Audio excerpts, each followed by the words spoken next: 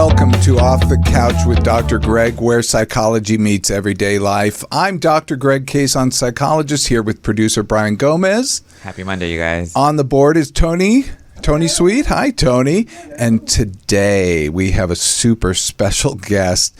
I just want to talk about it's a special episode, and we have on Alison Arngrim, the famous actress who played Nellie Olson on Little House on the Prairie, but she is so much more than that.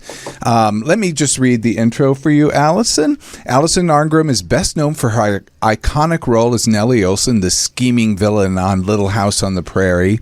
Beyond the screen, she's a passionate activist, author, actress, and comedian, and she's used her platform to advocate for child abuse prevention and LGBTQ rights and AIDS advocacy. With her sharp wit and powerful storytelling, which I want to underline that is good stuff. Allison has transformed her experiences into a voice for change, making her a beloved figure in the entertainment and advocacy worlds. Welcome, Allison. Hey, that's the same applause from my show. Thank you for having me. It's really good to have you. But, I want to start with a thank you to you from a personal level. And it's actually not about Nellie Olson, which I'm sure a lot of people do talk to you about Nellie Olson. It's actually because we're the same age, and as we were coming up, and of course in the mid-'80s, HIV hit our community, my community, I mean the LGBTQ community, and you were always present, and you were a known commodity, and I think the only person that I knew who was a celebrity who was working locally in the HIV world. And knowing that you were there and seeing you once in a while, it really meant a lot to me as a human being, and it meant a lot to all the people, my friends who died. So I just wanted to say thank you. It was always good to have you. Thank you for that. Well, props to Morgan Fairchild. She was all over Morgan it. Was we there love my too. buddy Morgan. And actually, who's first? Because we talk about with Liz Taylor. We always go with Liz Taylor. Yes. Number one, first out the door to do something was Joan Rivers. Oh, really? In 1982, I think it was, because it was AIDS Project Los Angeles just starting, and she had an evening called Can We Talk? And it was an AIDS benefit for people with AIDS. It was was it 84, 83? Because let's see, my husband Bob started at APLA in 84, and I started there in 86. So it was right around 83, 84, and she did an AIDS fundraiser, and he still got a couple of the T-shirts. But wow. Nobody was doing anything yet. No, none of us. Nobody. Liz Taylor, I wasn't even on the train yet. And Joan Rivers was out there first. She was one of the first people to do anything, and she called all her friends. She threw a benefit for APLA way back. And then, of course, Morgan Fairchild was all over it. And then, then Liz Taylor, Madonna, the gang. Whereas I'm like, okay. And then me, so I said, was like 6 broads in high heels to save the world. Well, and you were local. I mean, you were That's just true. very much local. Like, you were local. Like, you were part of the organization. You were at meetings. To AIDS Project Los Angeles. I walked to AIDS Project Los Angeles from my apartment, literally, to go on the hotline. I could walk out. Wow. Yeah. When it was on Vine there? It was Santa Monica Boulevard. When it was there. Okay. Right below Plummer Park. Yeah. I actually worked at it when it was on Vine, and also when we moved to Koreatown. Oh, okay. I was so associate director of client services. Yeah. So, but very good. And that's where, in fact, didn't you meet your future husband? Yeah, Bob Schoonover, who he ran the Southern California AIDS hotline from 84 to 93. Yeah. And that's how I was volunteering in the hotline. That's how we met. But that's incredible. But you have a personal story to say why you even got involved in that does relate to Little House on the Prairie. That's what's so crazy. So, in the 80s, Steve Tracy, who played Percival, who's brilliant. He was wonderful on the show. Who stood up to Mrs. Olson like that. This is the man who became a national hero overnight by telling Mrs. Olson to shut up. It's like, you shut up. And everybody went, who are you? Yes, this is the guy we need. Just brilliant, and a really nice person. And we hit it off right away. People who are married, I talk about in this book, I said people who are married to each other on TV either love each other or hate each other. It's either like the Bob Newhart show where they were like bestie friends, or it's like die die. Just people who are married on TV either love each other or hate each other. We just loved each other. And we became great friends. And then it was sometime after the show in the early 80s, he called me and said he was sick, but he was like really panicked and vague about it. And like a lot of people then, it was like, cancer, maybe. It's like, okay, something's going on. And then like after, it's like, okay, well, yeah, it's cancer, but it's Kaposi's. It's, I have AIDS. Yeah. Interesting. It took him a while to get diagnosed because he knew more of what was going on than doctors did at the time. Yes, well, I absolutely believe that because doctors did not know a lot back then, and they weren't really educating themselves because it was this separate group. It was the 4-H club. I don't know. You remember the 4-H club was homosexuals, Haitians, heroin addicts, and people from Haiti. And Haiti. No, wait. Haitians, yeah. Haitians, heroin. Haitians, heroin addicts. Hemophiliacs. That's what I meant. Hemophiliacs, Haitians, heroin addicts, and homosexuals. As Steve used to tell the most terrible jokes. He said, "What's the hardest thing about finding out you have AIDS? Trying to convince your parents you're Haitian." Oh my God! It's like, oh my! This was like in the early 80s. This was jokes people were telling, and that was a great one. He really went through. He went to like 4 different doctors, and the other thing too was, even though they knew he was gay and they knew gay people got it, he wasn't that kind of gay. He was, I guess, to them, middle class. He was this, because he said, look at these marks, but this is, no, you wouldn't have that. Oh. And I wouldn't have that because why? And he finally went to UCLA and went, and they went, yeah, dude, yeah, of course, yes, that's AIDS. You have everything, yeah. Yeah, in fact, UCLA was one of the residents there was the first to identify it. Yes. So I mean, it was really a groundbreaking institution. USC and UCLA both rocked. They both really did. We actually had some of the best medical treatment and still do in the United States. And Dr. Alexander Levine was out of USC. So, I mean, just all the best people. Wow. Gottlieb was he was down at UCLA. Michael Gottlieb was at UCLA. Love Mr. Gottlieb. Love him so much. He's such a doll. He's incredible. So yeah, you had this relationship with Steve Percival.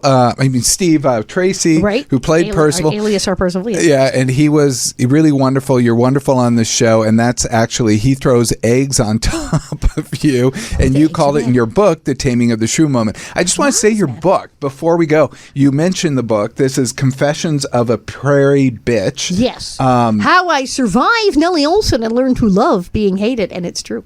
Well, that's what I'm very curious about, because how did you learn to love being hated? Because you were hated. Now, wait, I want to tell you, in my own childhood, I knew Nellie Olson, and I hated her too. Everybody hated her because she was so mean. But going back and rewatching the shows, I'm like, she was meaner than I remember. And even worse. She was scheming. Even worse than you thought. As an adult, you go back and you go, that's terrible. My God.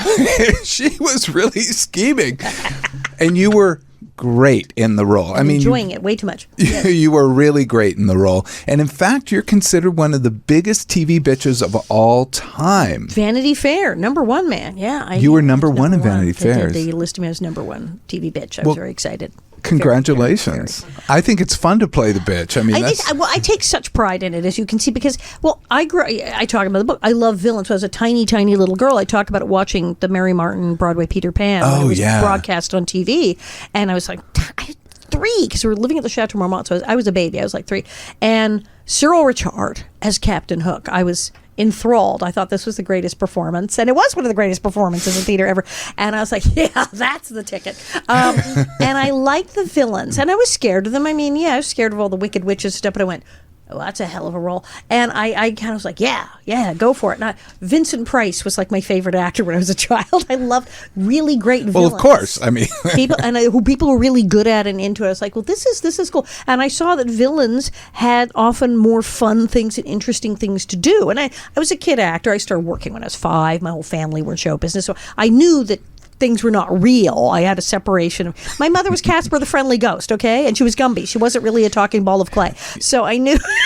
Your mom, I mean, we got to talk about your mom. We do. Because, your mother, Norma McMillan. McMillan, yes. Yeah, sorry. She was a voice actress. As you said, she did Casper the Friendly Ghost. This is like my favorite. They're Gumby. showing them on Me TV cartoons. Literally, what day was. It was Sunday morning. I was flipping around and me kept saying, oh, there's cartoons. I went, oh, no, shut up. They're showing the Harvey Toon Caspers. Those are my mother's. They had that, and they showed Underdog. She was Sweet Polly Purebred. She was the girlfriend. And she was Davy of Davy and Goliath. Which I watched because it was the only thing on Sunday mornings. Yeah, it was the Sunday. The only kid thing religious on. Cartoon And it was thing. religious, and it used to kind of bug me, but I like claymation. It's the Lutheran, produced by the Lutheran Church, but with crazy Art Clokey, who did Gumby.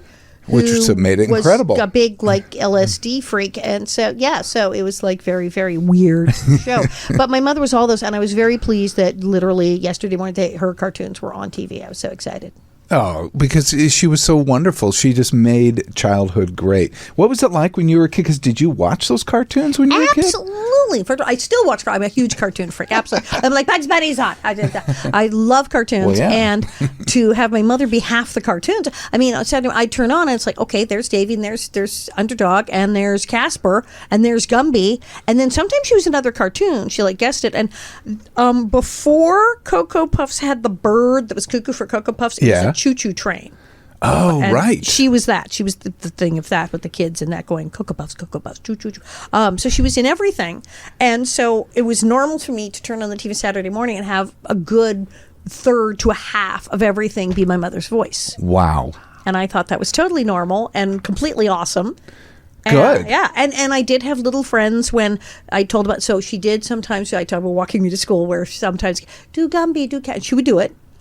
And later there was a whole revival when I was in my 20s, all these kind of nerdy college guys who were really into Gumby and this, they were like, if we throw a party, will your mother come over and like do the voices? I'm like, yes, she will. They threw a huge brunch at this guy's house.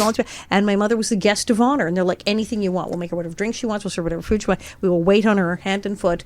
Please, will you talk like Davy? Will you do the Casper? Will you do the Gummy? And she did. She regaled them with stories about the early days of animation and working with Wally Cox and working. They were just like, oh my God, the Queen had arrived. Yeah.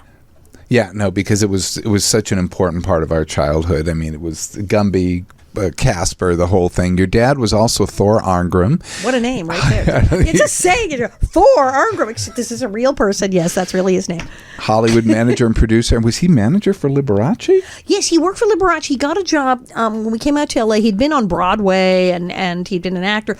I've recently now, God hail the internet, you can find clips of TV shows that no one has ever seen that are long gone, such as the episode of the Canadian series Last of the Mohicans, Hawkeye and the Last of the Mohicans, an obscure Canadian television series where my father plays Lieutenant Lewis, who shows up at the fort where they're dealing with the Indians and everything. Yeah, he's in that with a little tri-cornered hat and a fake English accent. He's in that. There's an episode of the Phil Silvers show. Oh, yeah. And someone who has a Phil Silvers society found me the clip, and it's like, wow. Yeah, that's him on the left. I'm like, there you go. So he did early TV and stuff and radio, and then when we came to LA, he got into management, and he worked for Seymour Heller and Associates.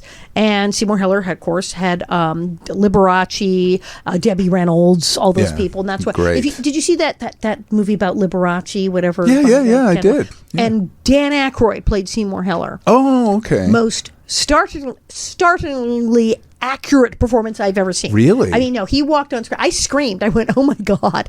But I'm thinking because Debbie Reynolds was involved, and that she probably told him this is what Seymour was like. But he sat down on the couch at one point and went, harumph, and I went, it's Seymour. I know that noise. He was in my living room. I've seen this. And so that was really good. Yeah, Dan Aykroyd, big props, because that was full on Seymour. So my dad worked for him, and he was, vice president of Western Regional Television or something. And so Liberace, Seymour would go take care of Liberace like in Vegas. And he said, well, you're the LA guy. And he actually said, you need to go rent a house in the Hollywood Hills next door to Liberace in case he needs something.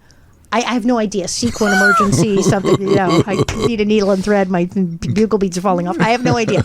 But by God, we lived around the corner from Liberace in the Hollywood Hills. Oh, that's incredible. And I was taken to see Liberace shows as a child, and we trick-or-treated at his house which is just, he would be out at a party, but he had a butler who would come to the door with a silver freaking tray with these adorable little black and orange plastic pumpkins with jelly beans in them. No cheap candy at Liberace's, only like nice stuff. And everyone was like, let's go trick-or-treating at Liberace's house, because like, oh my God, we can tell people, and there was candy.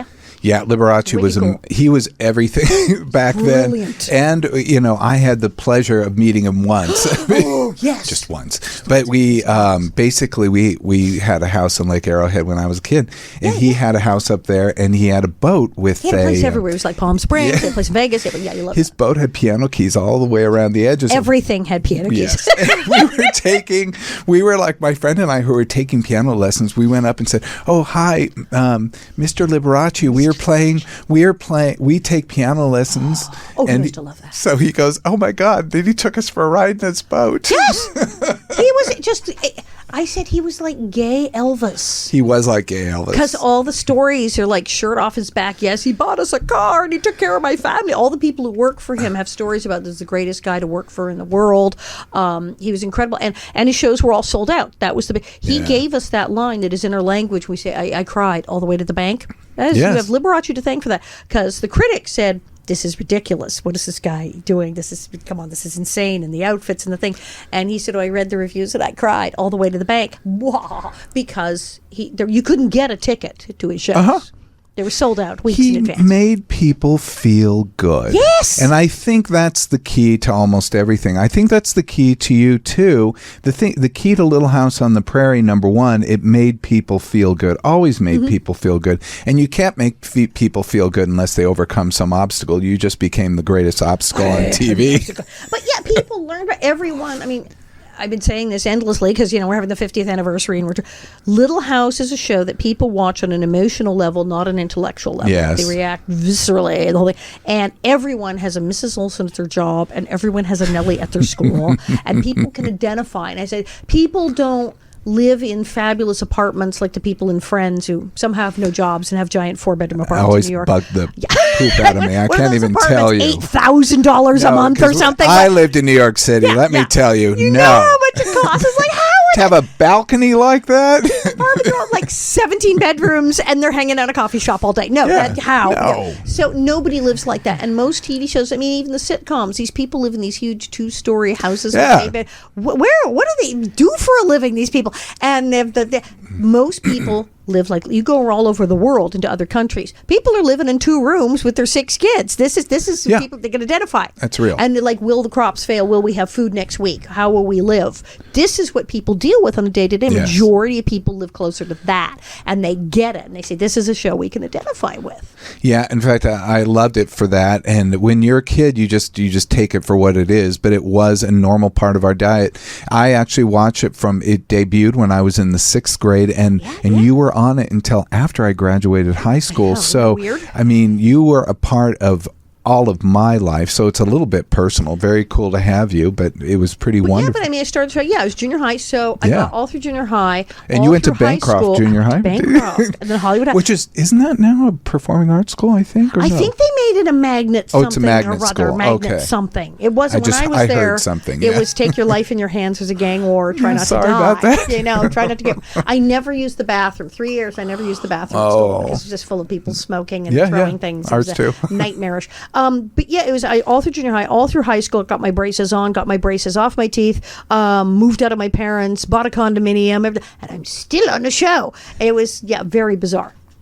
And then you went to Hollywood High. Yes, which is great. Hollywood High was awesome. Bancroft was not so much. But Hollywood High, it was like all the people who were horrible at Bancroft either like dropped out of school, went to jail, died. I'm not sure what happened. They just went away. They were just gone. They didn't stick around for high school. They never went on. None of those people were going anywhere. So they all left, and the only people left were like the cool people who didn't want to murder you in the bathroom at Hollywood High. Good. So that was much nicer. Well, what was it like to be on TV in like number one show across the world, and here you are on TV, and then you're going to high school, you're going to elementary school. Well, I stayed in public school because I had friends that I had known since the third grade, since Gardner, infamous Gardner Elementary School. Oh, you went to Gardner Elementary? I am local. I am so local. Gardner, Bancroft, Hollywood. I am a local girl. You are hyper local. I'm hyper local. When you said, like, oh, you lived on Waring, I live on Waring now. You lived on... Yeah, Hayworth. You live at Hayworth Towers or something? Hayworth Towers. That's my book is a tour of Hollywood. That's for a while I did the Nasty Nellie tour of Hollywood. You talked about Arrow Market? I did tour. God, I love the Arrow Market. And I would do tours of Hollywood because, like, here's the Chateau Marmont. Oh, wait, I live there. And it's all the Hollywood landmarks, but I live there. It was like, so yes, I am a tour of Hollywood. That's my book. The categories you can be in on Amazon. I'd like Hollywood history. Because it's true. So yeah, I stayed in school because these people I was going to school with, I had started going to school with them around second, third grade. Yeah. And then that whole group moved to Bancroft. Some went to LeConte, and the others went to Bancroft. Yeah. So it was all the same people. The people I hung out with high school, I've been hanging out with since we were like 8. So they didn't care. Many of them had family members in show business, so big whoop. Their aunt did the weather for something, or was a producer. Everybody was in the business, so they didn't really care. And then it was like, oh, Allison got a job. That's nice. Oh, there you go. It was they made fun of it. They called it Little House on the Ferry and Little Mouse on the Prairie. Went ha ha ha ha ha. But they just my favorite was. A couple of my friends were annoyed because it wasn't taped in front of a live audience, so they couldn't come watch it. Oh. And that was the thing, to go to Paramount, where they were doing Happy Days and all those shows, and go get in line and get into the live audience and see all the shows. They were like, damn, why can't you have one of those? We would all go see you. Aww. We can't all go out to Simi Valley and stand around a location. It's ridiculous. Or my favorite moment when this girl said, why can't you be on a good show like Joni Loves Chachi? I don't even know what to say to that. Right? That was a decent show. And I was like, yeah, not so much. But that's where it was at. They were not impressed. They didn't think it was a big deal. And we all had our priorities. I would go, and it was very crazy. It was back and forth. Go be in a couple of episodes, then stop and go back to school for a week, then go work for a week, then come back to school for 3 weeks, and go to work for 2 days, and come back to school for a week, then go away for 3 weeks, come back for 2 days. This was like back and forth all year. That must have been rough. Totally. Then January break, and then start working again in May. So I'd have that chunk. But I would literally come back from work, and it was just like, oh, good, you're back. And they would fill me in on the important things, like who took who to the prom and who broke up with who and who got detention. And, oh, so-and-so, yeah, okay. And so-and-so's in the math class. He actually threw the book. And then, no, shut up. And who's been suspended? They would catch me up on, like, the important things in life, like what was actually going on in school. Yeah, because that is the most important thing, let's face it. And then, in the book, you actually talk about you have a bad experience with your French teacher, which it just kind of floored me because apparently now you speak fluent French and you're big in France. No thanks to him. He's one of the people I had to change his name.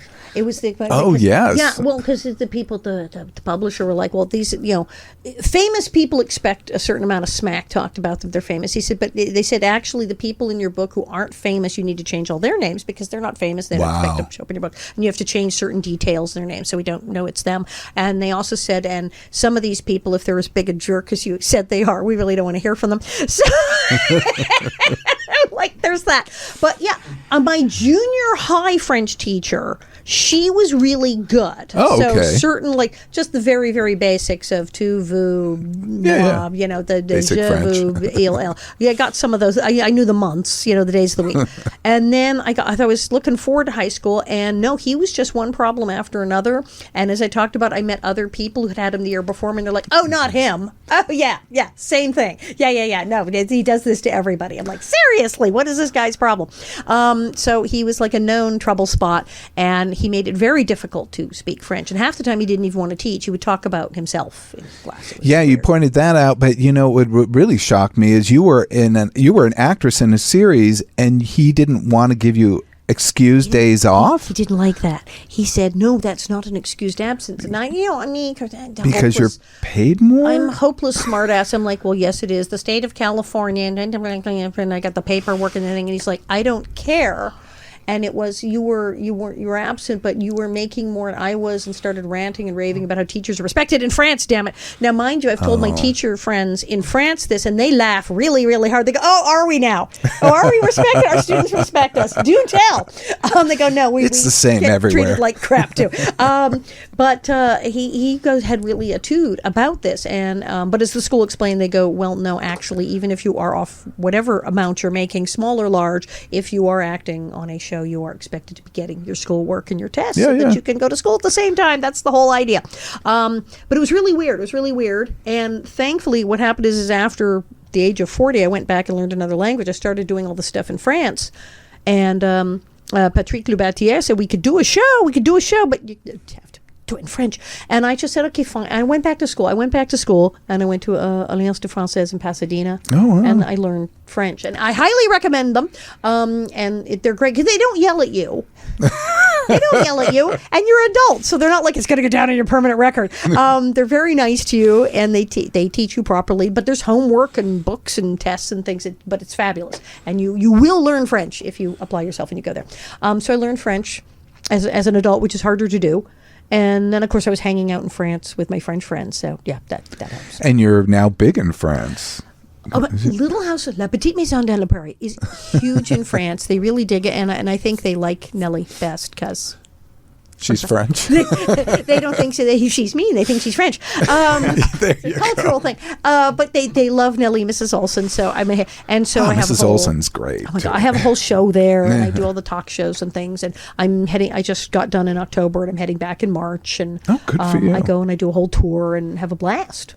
Good for you. Well, I watched a lot of your old stuff. I watched Throw Out the Anchor, wasn't it? God. With Dina Merrill. I'm not bad in that.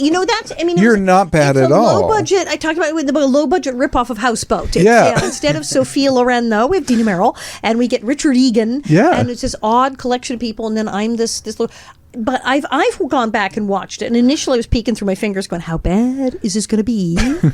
And I'm like, the lighting, God, it's all shot in the dark. Yeah. Like the lighting and the camera editing are all terrible. It's like, what is wrong? It's a train wreck of a movie. But I went, oh, I'm not bad. You were great. I'm quite good in this. And the people who've watched it have said, but you were such a nice little girl in this. You were. My God, why weren't you Laura? Look, you're this lovely little girl. The bed scene with the father's reading me a story. So sweet. With Richard Egan. People going, you're a nice little girl with her daddy. Why weren't you Laura? What is going on? Well, how did you go from that to like that? And I'm like, that was the part, man. Well, I mean, then it was really not long after that you were cast on Little House, wasn't it? Well, I mean, I had a lull because I was about 10. Okay. And then I was 11. I wasn't booking, wasn't working much. My father had to sit me down and say, you're not really working. You're not really booking, bringing home the bacon here. And he said, this happens. Child stars sometimes will stop working in the middle of adolescence, and maybe you won't work till after 18, or maybe you'll never work again, and you have to, face that's a possibility. It's a hard lesson. This could be it. Or you could start really, but when you get into your teens, it's difficult because they can always hire someone 18 to play 16 or 15. There's no reason to hire a teenager. And you're getting to that age and, you're 11 and, God, you haven't worked since you were 10. And it's really, this is terrible. And I was like, yeah, you're right. So I had a midlife crisis and I was like very stoic about it. And then I got Little House like a couple months later. So it was like hilarious. It was like, so people say, are you having a comeback? And I was explaining, no, Little House was the comeback. I already had an entire career and stopped, and Little House on the Prairie was, in fact, the comeback role. Because actually, and I wish I could have found this, you were on the Heinz ketchup commercial that I remember as a kid. With the tomatoes in the bottle. I remember. I was brilliant in that, damn it. You were amazing. So in this commercial, well, tell them what happened. I don't want to. I'm trying to shove a tomato in. That was the premise. Little tiny children trying to get, because we have all these tomatoes in the bottle, and trying to get a tomato. How do you get the tomatoes in the bottle? Haha. So children trying to go, how would a tomato get in the bottle? And I'm like, they said, here, try pushing down on it. And I'm like, well, of course, very ripe tomato, it bursts. And it splatters all over. And I was in this cute little tennis whites, adorable little outfit. And there is tomato juice everywhere. And I'm like, ah. And they're like trying not to laugh at the poor little girl. But the costume lady comes, honey, can I get you anything? I get you a towel. Are you okay? What can I get you? And my voice dropped 3 octaves, and I said, "Just get this goddamn tomato juice off of me." And the crew bust up laughing. And yeah, something came out, and that sort of freaked everyone out. Maybe I should have worked more, but that might have scared people. That's the kind of kid that I was. You would have impressed them. I was on a thing called Juvenile Jury. Oh. I was about 8 or so.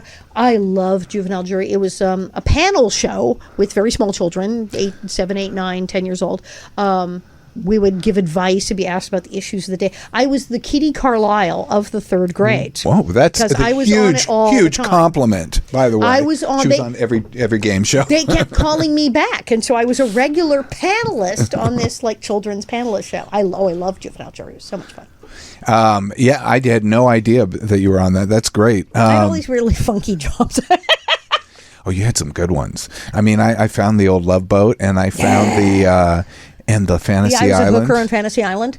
It's a dark episode. I mean, all the other episodes about love and it's human trafficking. I'm a minor who has run away from home and is now being trafficked and being auctioned off into slavery by my pimp.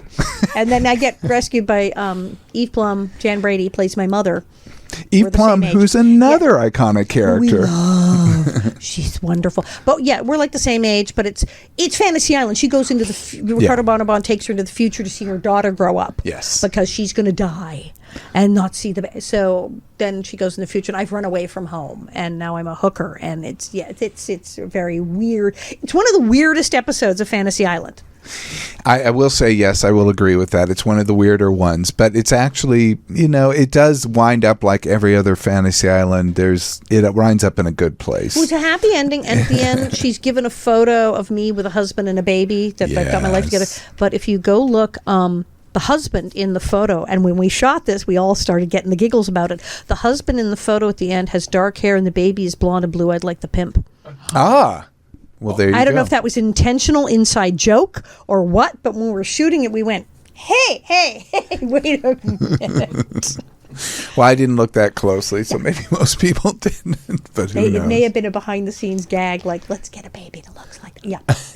But let's talk about Little House on the Prairie a little bit, just because it's so iconic, and you were working in this, and you were on-screen rivals with Laura Ingalls, who is the protagonist of the show. She's played by Melissa Gilbert, and what was so wonderful is that you and she were best friends outside of the show. And it really helped. And she's even talked about this, about going places other people couldn't necessarily go because we knew no one was going to get hurt. So they said, fine, choreograph your own fight scenes. You're not going to kill each other. And something about that bond of being friends, we could be even worse to each other and take a swing and like, who's going to hurt you? We loved each other. And then, we're having slumber parties at each other's house on the weekend. And so it really kind of made it work. We really did. Friends in real life and mortal enemies on screen, and it totally worked. In fact, I think you talked about later in the book that when you left the show and came back to film an episode, The Return of Nellie, that Melissa had told you that it's not the same without you on the set. She said it's really boring.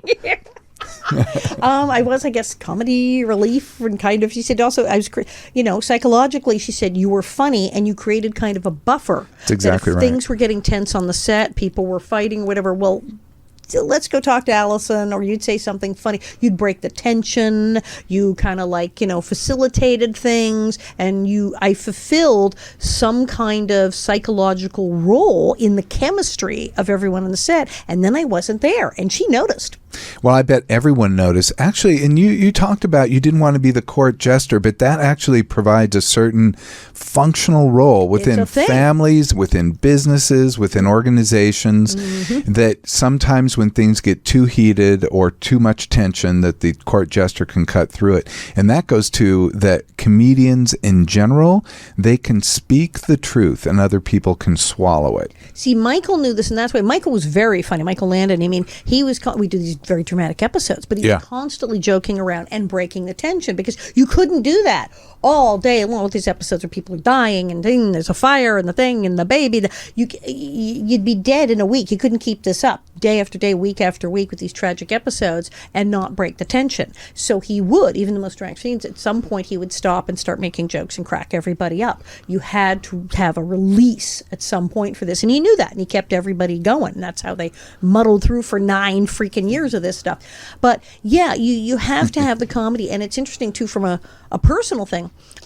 During my 8,000 years of therapy, my 3 fabulous shrinks, one of my fabulous, I forget if it was number 1 or number 2, one of my therapists, we were talking about the whole thing with people saying that comedy as a defense mechanism, the joking around.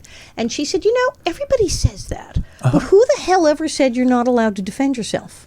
Oh, I love that. She said, if you're really going through trauma, you've been abused, bad things have happened, people have terrible things happen in their life. People do have people be bad to them and abuse them and exploit them and terrible things. Are you not allowed to defend yourself emotionally and psychologically? You're allowed, my God, you have to have some kind of protection or defense. Otherwise, you'd be crushed by it and you would completely break down and you'd never heal or go anywhere. So human beings have to.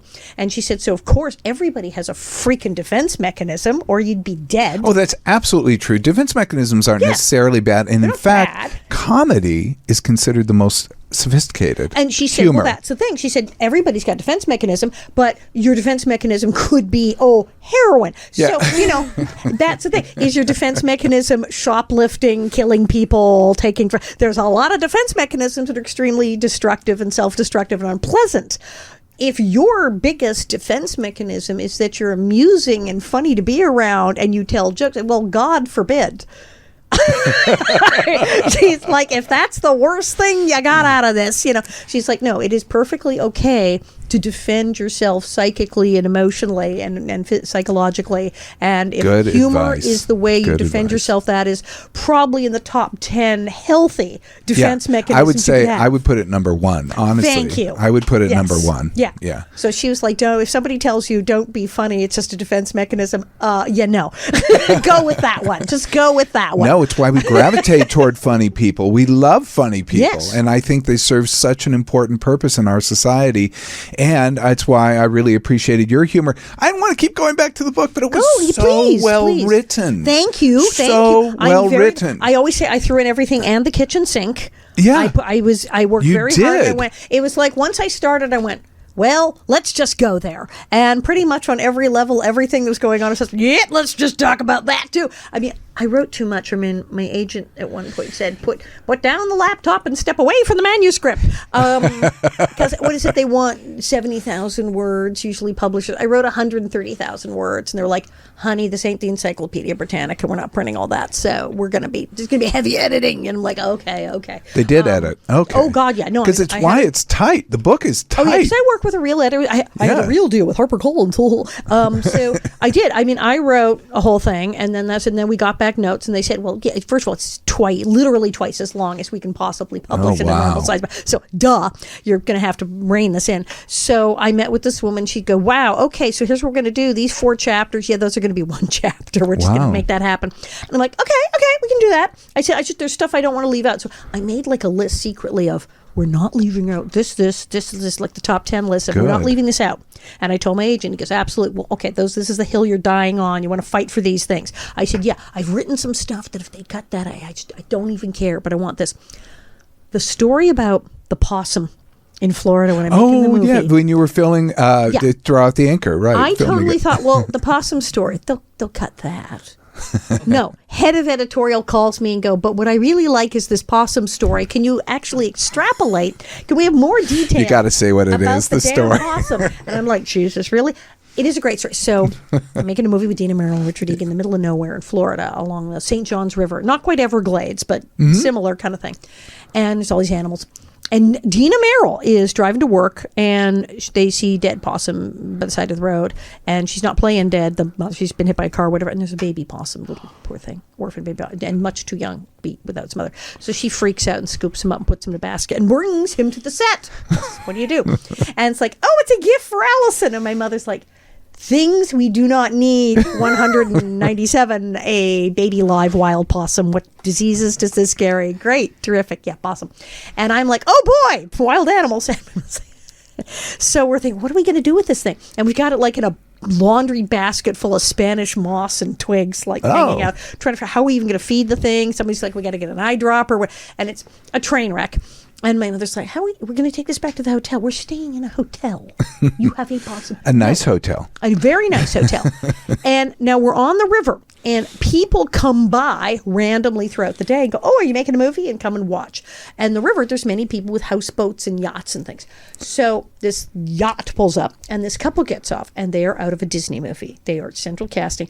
They're but he's wearing a cute little captain's hat. Oh, yes. And a little scarf around his neck. Oh, yeah. And he has the salt and pepper hair. Oh, and yeah. they look like Mr. and Mrs. Howell. And she's like Lovey. And she's got the curls. And she's got a little poodle with bows in its hair. God. And lots of jewelry. And we're like, ha, ha, ha, okay, they're for real. There's the boat. And they go, oh, they're making a movie. Oh, can we come and watch? Yes, of course. So we're hanging out with this couple.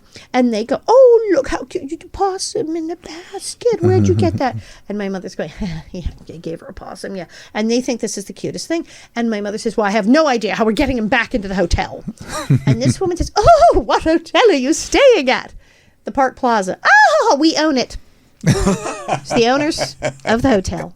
Just happened to be in the neighborhood.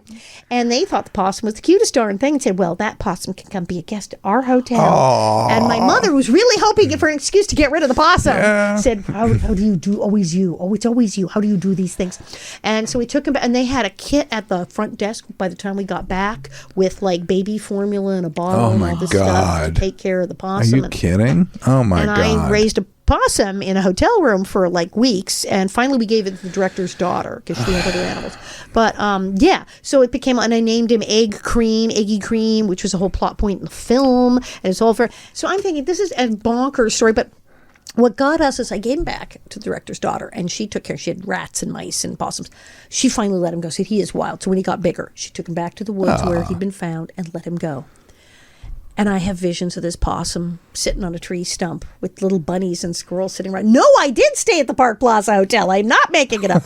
And it's like so weird. So this is, it's hilarious. And of course, that story they love. They said, cut that. Are you kidding? We love the possum story. And I'm like, okay, I know nothing.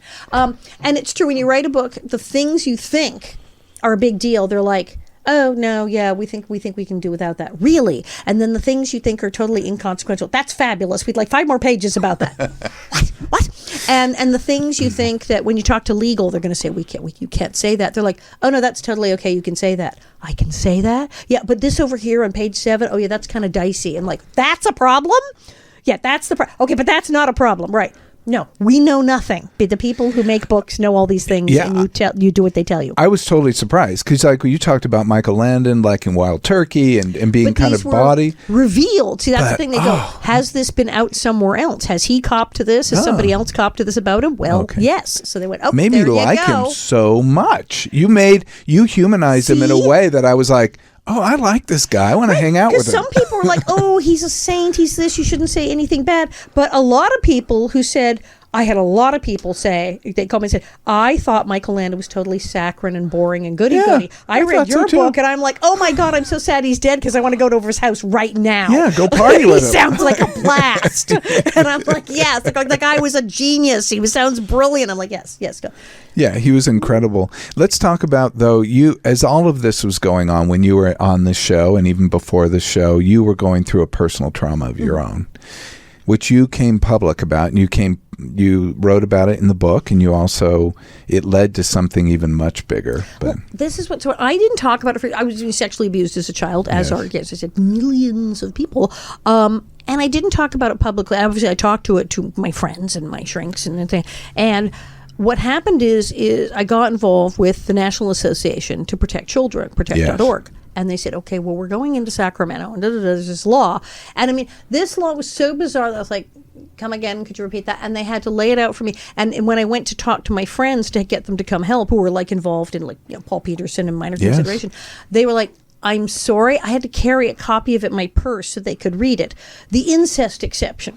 Yes. Because they say, what did you say? Yeah, in the law, I said, no, there's a law, whereas these following crimes that would be 20 years or more if you did these terrible things to a child, if it's your own child, or child you're related to, or like a relative living in the home, you're eligible for probation, deferred entry of judgment, no time served, and even deferred judgment, which means you can have no record, et cetera, et cetera, et cetera. And I remember people going, oh, you must have misread it. And I go, here, there's this paragraph. And they'd go, Jesus! And go, Yes. this is here in print. Why does no one know this is the majority of people who are molested. This is exactly the and situation. They knew that. I said, how is it the exception when we know 80, 90% of people are sexually abused by someone they know, usually Yes. a family member? Uh-huh. Or as I was actually on a radio show, and this guy was supposed to be there to tell us why we were wrong, because it was another bill we were pushing, but he was a defense attorney who worked with people accused of sexual abuse. And he said, in my 25 years as a defense attorney, I have never had a case where it wasn't the father. Wow. That is a damning statement. That's from a defense attorney. That's not from some victims' rights group. That's not from some molested person. That is from a defense attorney. I have never had a case where it wasn't. It's like, whoa, dude. So it's a real thing. Yet, in many, many states, they had snuck in this law. And in other states, they would charge these people with an 1800s incest law that was like a misdemeanor, because it was designed for, like, don't marry your cousin, not don't molest a 5-year-old. And Right. they would use that instead of the sexual assault law. So Protect said, we'd like to go change this. And I'm like, yeah, I guess you should. And so they said, we want you to come and help us. I'm like, okay. So we went in, and initially we hit a brick wall, which was shocking to me. My friends were like, well, how hard could this be? This is terrible. Of course, no, they liked having the incest exception in Sacramento, and we had to really put up quite a fight. It was very bizarre. And we did eventually win, but we won because initially they shot us down. Mm-hmm. The senator who introduced it said, oh, no, I'm going to reintroduce this. Mm-hmm. And, of course, Harlan, who you're my fabulous who's in the book, he said, all right, you want to go on Larry King? We can go on Larry King. And next thing I know, some calls were made, and I met the producers, and I went on Larry King Live, and they said, obviously, we want you to talk about being abused and what this is like and how this affected you, but you can talk about the law. And I did. And people went to the website of protect.org, and we had links to the whole thing in Sacramento. And we kind of crashed everybody's server, and it was like a huge deal.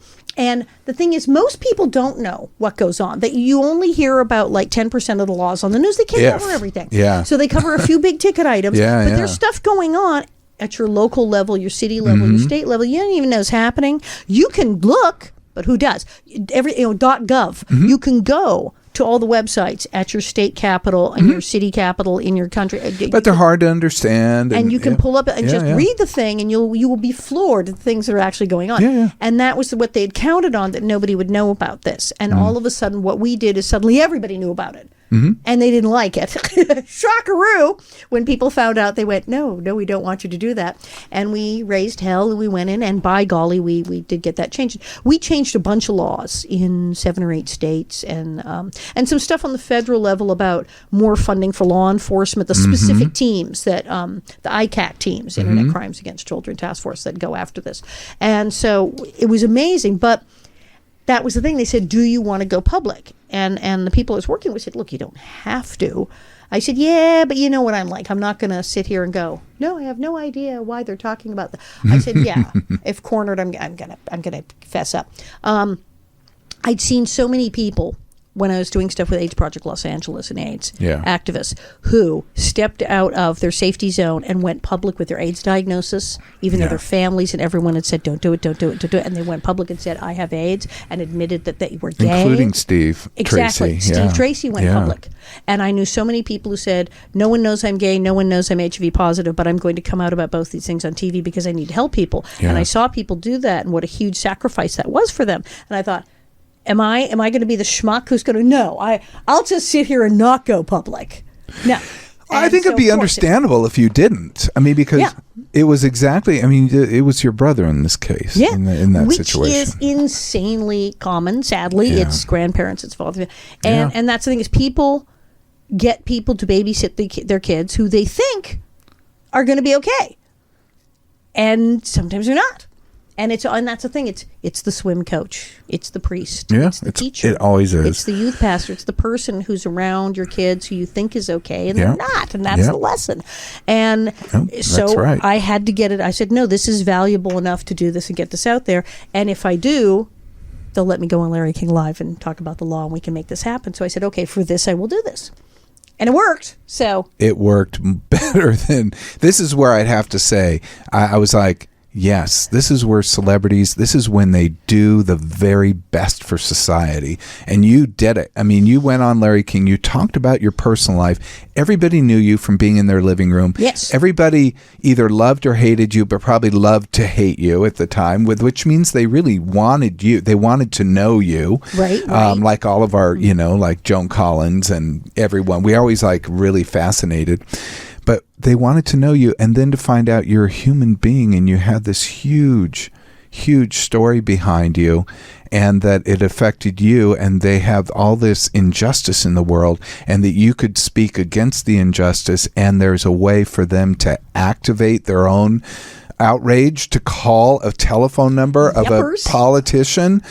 I mean, it's the direct line is unreal, because I wonder if that law would have been passed without your participation.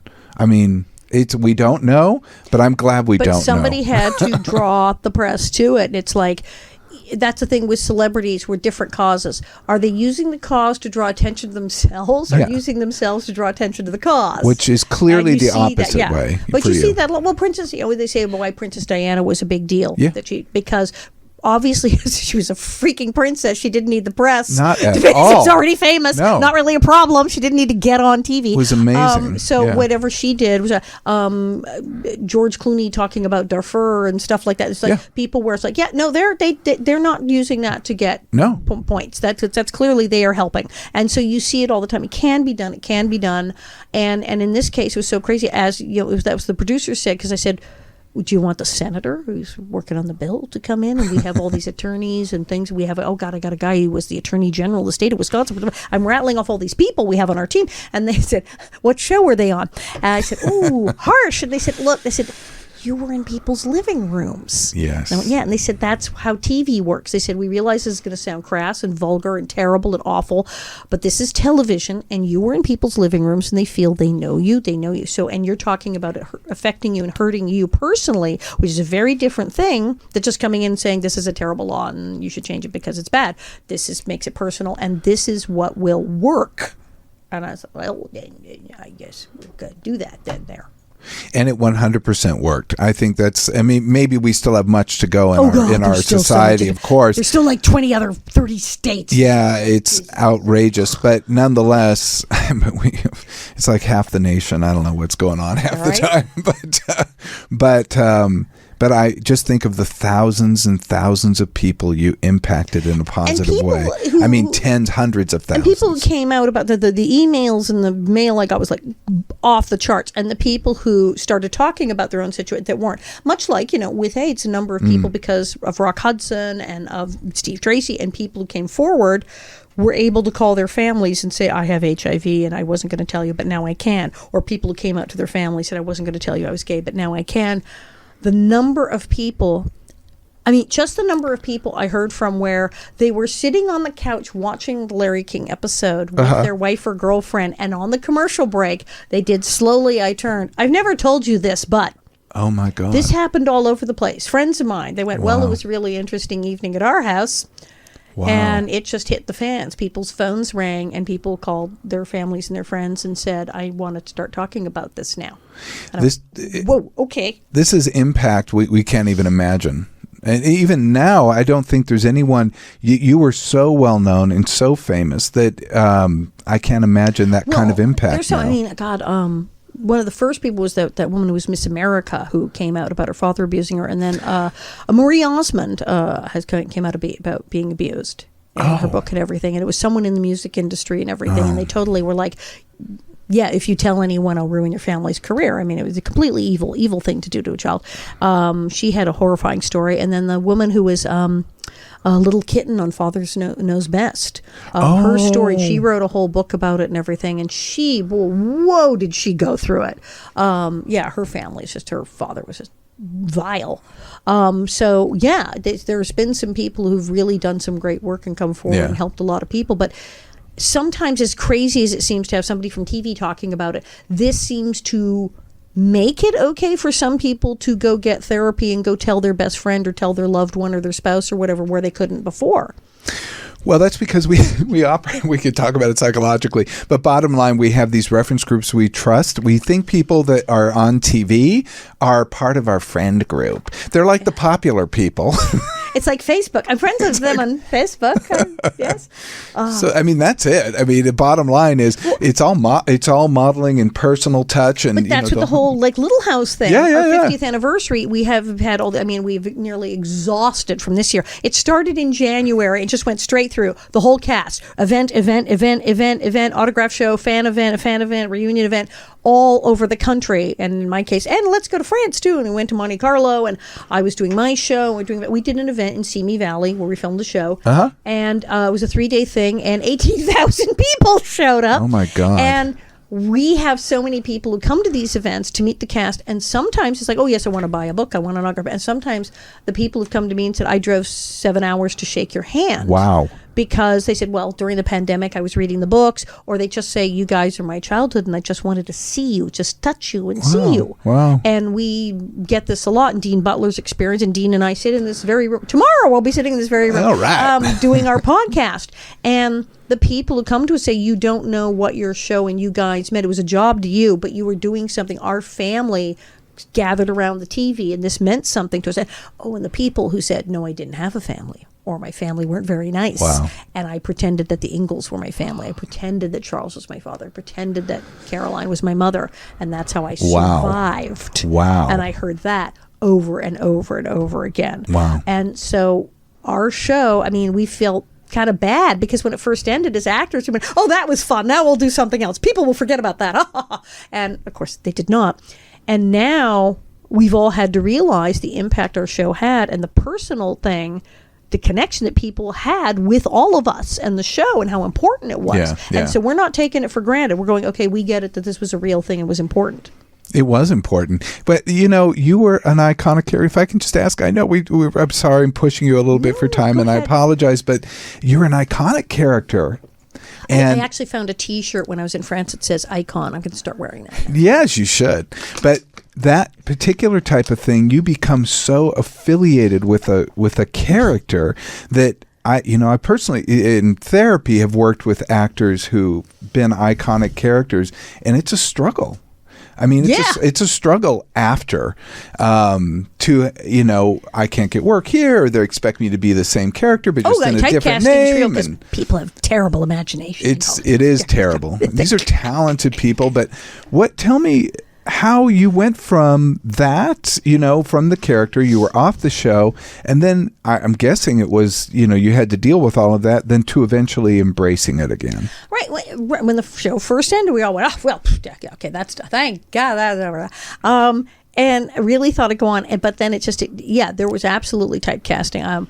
My favorite story was when my agent said he submitted me for something. And he said, oh, you were totally right for it. And they would not see you for it. And when he bugged them and said, why won't you have her in? They said, well, this show takes place in present day. Oh, no. And he said, what do you think? She's Pioneer Barbie? She comes with a damn costume? What's wrong with you people?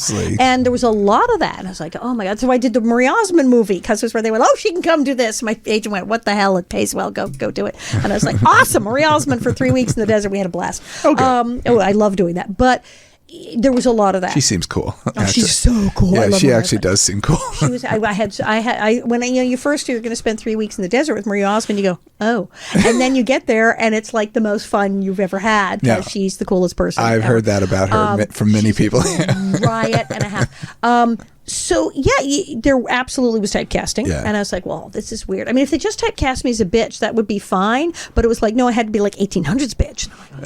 Really? So it was very, very weird. And we were all kind of going, and we all had little breakthroughs. Everybody found some niche or whatever. Well, like, Linwood Boomer, who was the beautiful hot blind guy, Adam. Oh, right. He went into writing and directing and started doing episodes of Night Court, and then he created Third Rock from the Sun, and then he created Malcolm in the Middle, because Jeez, that's basically his childhood. And hello, and I mean, he has wow. gone to some cast reunions. I always say he can't always get to all of them because he has to climb over the pile of Emmys to get to the door. Yeah, seriously. Totally understand. But he's a really cool guy. But everyone had some, they found different things. They said, well, I'm going to go do this, I'm going to do that. They found an angle, and I was doing stand-up, and that allowed me to sort of make fun of it. But as time went on, and I started doing all this, like, I love the 70s things on VH1, and I was wearing now. I started getting recognized in the street more than I did than when the show was on, because I thought, well, I've changed my hair. But then I was doing all these interviews, and they went, it's you. And I'm like, okay, this is getting weird. I'm getting more recognition, and started hearing more from people in other countries. And I'm going, this thing is taking on this other weird life. And it was a different demographic. Much younger people were getting into Little House. And I'm like, this is weird. And it became its own thing. And I thought, how can I take this? And instead of letting it drive me, I take it and turn the whole thing on its head and inside out, and I drive it. And I make the image of Nellie Olson work for me instead of me working for it. There's got to be a way. And through the stand-up and the one-woman show, Confessions of Prairie Bitch, I did that. Which I saw here at the Casita del Campo and loved, mind you. You didn't catch the one at the Sierra Madre I did in January? No. Epic. It was freaking epic. We had a really good run there. Sold out. It was awesome. Again. I'll do it again. I have new stuff about Ireland I'm putting in. Okay. So that really worked. And then I got the book deal because of that. And then then it's chaos. And it's become its own thing. And then during the pandemic, people needed comfort television. And then here were these people surviving with nothing. Remember, everybody started baking bread. Yeah, it's because they were all watching Little House on the frickin' Prairie. TV, that's why. That was TV's version of baking bread. That's exactly right. Everybody started baking bread because they were watching Little House on the Prairie. Baking bread. Everybody's baking bread, and all this like pioneer. And then on Twitter, people noticed that there was the episode about slavery with Wisdom of Solomon with Todd Bridges. With Todd Bridges talking openly about racism. And it was a really heavy episode. And somebody posted, like Snoop Dogg was posting about Little House on the Prairie. People were posting, I didn't know Michael Landon was so woke. I just saw this episode with the Wisdom of Solomon with Todd Bridges. This is epic. I had no idea this was happening. And people started tuning in. And they go, wow. I just started watching the show again, and there's episodes about drug abuse and child abuse and alcohol and what the hell is going on. And it became we have a stuttering episode, which I thought was amazing, and that's a great episode with you in it, by the way. I think that Music Box or something. I started reading the books, the original books, and I mean, there was like thousands. I had 50,000 people, I think was the record. Everyone tuned in to watch me sit around in my living room in a bonnet reading a book. But it was reading the Little House books, and people, I should get a kickback from HarperCollins. They all started reading Little House books again. They all wanted the bonnets. And it became a community. And the people who were watching me, and I'd see their comments on the screen, they started talking to each other. And so someone in LA and someone in New York who were both stuck in their apartments in lockdown started becoming pen pals. And they started setting up Zoom meetings with each other to have someone to talk to, and it became its own community. And these were the people, when we opened up, who came up to me at events and said, I drove 7 hours to shake your hand. Oh my God. They called it Allison 30. I would go on at 1:30, and people started calling it, what is it, Allison 30 yet? Oh my God. Because they said everything was terrible, but for an hour a day, I could forget about it and watch Allison sit around and read a book in a bonnet. And this kind of connection is what people wanted. Yes. And once, all of us from the show realized how important what we'd actually done really was and went, well, just get on the bus, it's gone really well for everybody. You've been incredible. I can't even say there's so much we could talk about. You've been incredible. The book, Confessions of a Prairie Bitch, New York Times bestseller. I will say, read it. It's so much better than I thought it would be. I mean, this is a running thing, and I don't mind saying, because literally one of the first people Harlan sent it to was this reviewer, and he said, I'm not going to do an in-person interview. I'll just do a quick phone, or I know normally I take people out to lunch, but he said, this is another celebrity memoir. Yeah, whatever. Send me a copy. Like, this is the 10th one this week. I can't be bothered. He calls Harlan back 2 days later and goes, what did you just send me? And Harlan says, "When he's this isn't a memoir. This is literature." He has and he goes, "I know I said I was only going to do a phoner with her. It's well written." He said, "I want to take her to lunch at the Four Seasons now. When is she available?" And I went, "Yeah, I'll have that. I'm coming. You can take me to lunch at Four Seasons. I'll be right over, babe." It's well written. It's funny. consistently funny. Even during some difficult times, you put in some pretty funny parts. And then also I listened to the audiobook. I wasn't going to let anything. That was even better. If I were to say, because your voice, it is better because you don't read it in my voice. I heard it in your voice, and I was like, "Oh my God!" This is thing my friends told me when they read my book. They said I could hear you talking when I'm reading your book. I can literally hear you saying all these things. And then I got the audiobook, and you said it exactly like I thought you were going to say. It's so great, and you say so many. The way you speak is just amazing. Do you like the impressions of Melissa Gilbert? Talking like this the whole time? And then Melissa Gilbert comes in. I don't know. And she still sometimes she sounds a little like Bart Simpson. This is just a thing. It's adorable. Well, she did kind of sound like that in the series. Well, we both did. We sound you guys were kids. 6 months. We sound like we sucked helium before we shot. I watched the first episode, and both of us we sound like cartoon mice. We're like Laura Ingalls. Yeah, it's hilarious. Well, I can't even thank you enough for being here. Because you're constantly working. I looked at your schedule, and Painful. I don't know of anyone that travels and does as many shows as you do. Got back from Ireland. It was awesome. And it was like a new thing because I was speaking at these two conferences about the power of nostalgia in social media. Because, hello. Thank you. Because that's super important. Know something about that there. Yeah. And it was in the big marketing meetup and the social media fest with these fabulous people in Ireland. And they said, because you know about this whole nostalgia in social media is a thing, and we want you to come and speak. And then they took me to find my roots, and I went to the cemetery where my ancestors are buried, and I met my cousin, and it's bonkers. It's all over Facebook, this video. So I did that. So I'm taking a teeny break now. December 1st, me and the gang are going to be in Simi Valley because they're doing bus tours up where we filmed, and they have the flats of the buildings, but I will play tour guide for at least one tour, and Dean Butler plays tour guide for a couple of tours. And then we will be selling books. Both Dean and I and some other cast members will be hanging out selling things. And we never know. Sometimes a whole bunch of people show up. I'll see who shows up.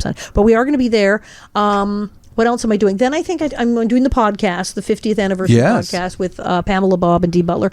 And then I'm going to have holidays, have Christmas, go to parties. We're going to see the family, go with my husband Bob to Tennessee. We're going to hang out.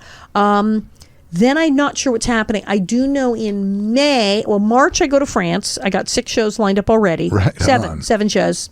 And in May I'm doing something called Country Con in Tulsa, Oklahoma. Oh, it's going to be fun. And I don't know, but it sounds fun it's already. It's going to be awesome with Dean Butler. And on Mother's Day, as always, I will be doing Confessions of Prairie Bitch in New York City, usually at the Laurie Beachman. Oh, that sounds amazing. Yeah, it is. It's like really fun. Well, I'm actually really happy to have come across the book and to have read the book, and happy to have met you, and happy to have known what a valuable person you've been to so many people, not just psychologically and emotionally, but the important legislation you've been a part of. That floored me. But also, again, to go all the way back, because you were it was so nice just knowing you were there during those times. I was doing some during age. I mean, I did the Speakers Bureau. I did the hotline. I took the full hotline training and the 5-page exam, and I'm fooling around. I had to do and I love it. I had Bob, who I eventually wound up marrying. He didn't give me any points. I had to take that 5-page exam. Yeah. And it's like, he was a tough scorer. And so I did the hotline. I did everything. And then I did the food bank. And I remember normally with Speakers Bureau, I was speaking on just, usual transmission prevention. I had a safer sex workshop, or I'd speak on issues like what to do if someone in the workplace or a friend has AIDS. But one day they said, well, we're shorthanded. Can you do legislative? And I went, can I? Who? What? And I said, I'll come in the day before, and I got a crash course on all the Assembly bills and Senate bills that affected people with HIV, all the health care bills and the funding for nonprofits bills, and wound up going into a whole thing where I had to lecture on all of those. So I probably got some legislation passed.